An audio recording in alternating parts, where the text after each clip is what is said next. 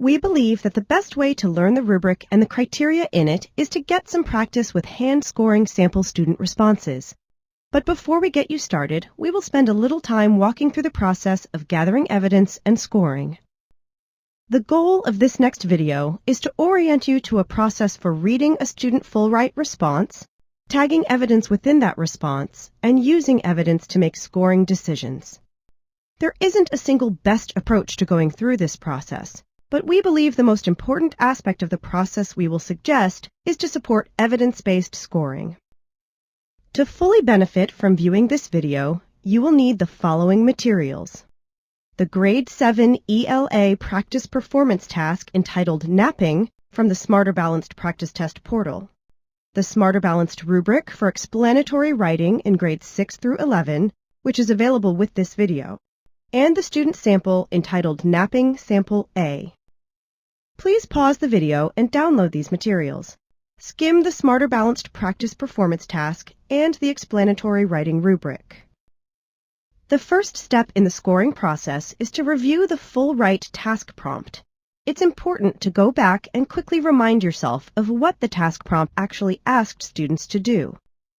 In this 7th grade explanatory task about napping, students are asked to produce a multi-paragraph explanatory essay about sleep and naps. Then, they are directed to use more than one source, of the 3 that are provided, to develop a thesis or controlling idea to explain about sleep and naps. Step 2 in the scoring process is to quickly review the relevant scoring rubric to remind yourself of the scoring dimensions to consider as you read the student sample. Finally, it's time to individually read the student sample. At this point, please pause the video and find the student essay called Napping Student A and a blank copy of the grade 6 through 11 explanatory rubric that accompanies this video lesson. Please review the rubric, then read the sample, keeping the rubric criteria in mind. Now that you've had a chance to read through the sample, I will walk through the process that we recommend you use when reading, gathering evidence, and scoring a student sample. You should have available 3 highlighters of different colors. It doesn't really matter what colors you use, but in this demo, we will use yellow for organization and purpose, green for evidence and elaboration, and blue for conventions. I will use these colors to tag evidence related to each scoring dimension while I read the student essay. I have broken down the process to focus on one dimension at a time, but you could tag pieces of evidence related to any of the scoring dimensions, as you notice them while moving through the essay. First, as I walk through this student essay, I look for a clear purpose, a thesis or controlling idea. In the first paragraph, I notice that the essay begins by introducing the idea that sleep is one of the most important activities for most animals. The essay goes into detail about the problem of a sleep-deprived populace, how shift workers, caregivers, and emergency responders may not be getting enough sleep. And at the end of the introduction, the essay introduces the topic of napping, but doesn't say much about it. In the second paragraph, the student introduces and develops the idea of the benefits of napping. And in the concluding paragraph, the essay reinforces the idea that naps are beneficial because they make people happier and more alert, and that napping is useful to humans. This seems like a pretty clear thesis. I think I've gathered enough evidence related to the essay's purpose, so I'm going to score that part of the rubric now. Using my yellow highlighter, I have selected the Level 3 score for the first indicator of the Organization and Purpose rubric. The controlling idea, that sleep is important and that napping is beneficial to people who need more sleep, is clear and evident in the essay as a whole. The essay does not introduce a thesis statement in the conventional way by stating it in the first paragraph. Rather, it becomes clearer and clearer as the essay progresses. Nonetheless, the introduction and conclusion are adequate. In the first paragraph, the essay introduces the importance of sleep in general and identifies a problem that napping solves, that of a sleep-deprived populace. The end of the first paragraph introduces the topic of napping. Subsequent paragraphs build on the benefits of napping, And in the final paragraph, the essay concludes that after a nap, people can be happier and more alert. The essay also draws a policy implication, suggesting that companies should provide nap time for employees to keep them lively and enthusiastic and to reduce the use of caffeine.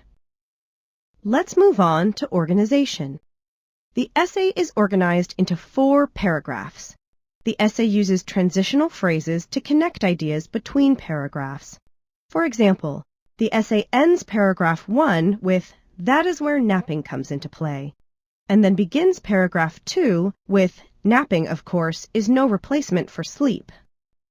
Similarly, the essay begins the 3rd and 4th paragraphs with transitional phrases to link to previous ideas and to introduce new ideas or questions.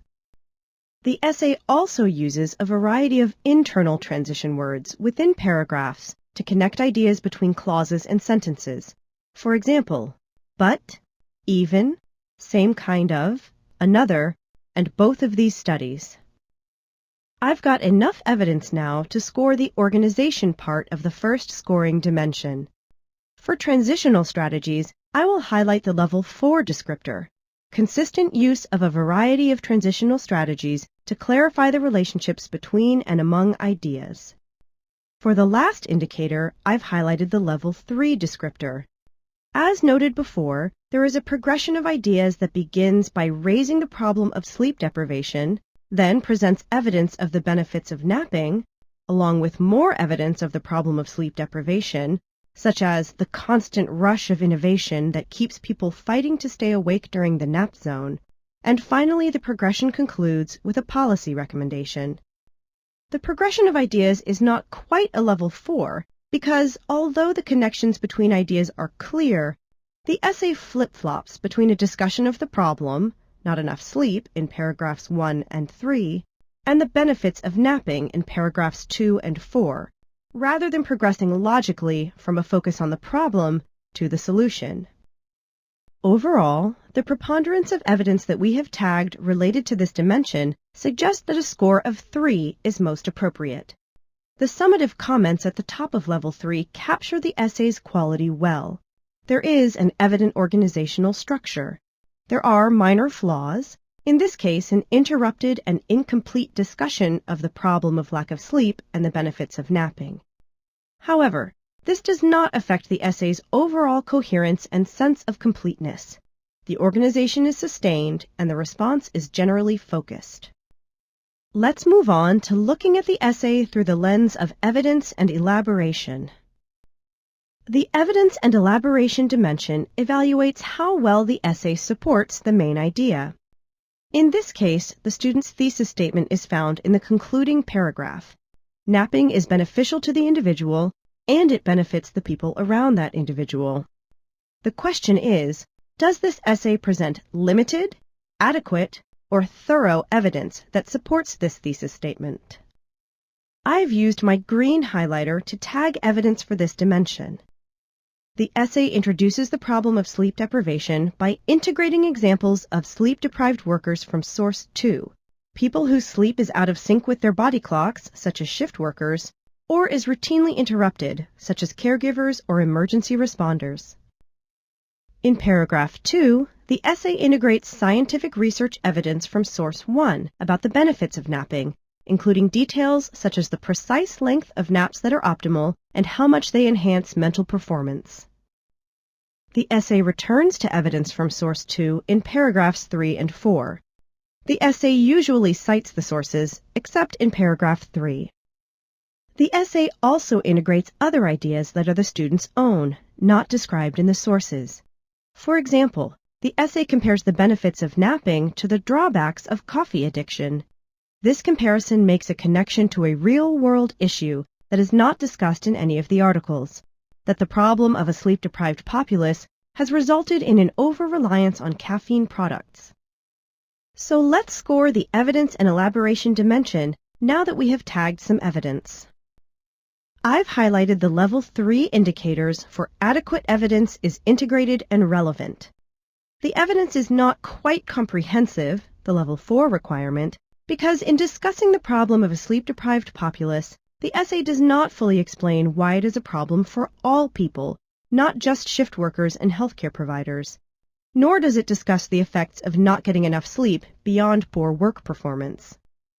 I've highlighted the Level 3 indicator for adequate use of citations or attributions, even though there is a missing citation in paragraph 3.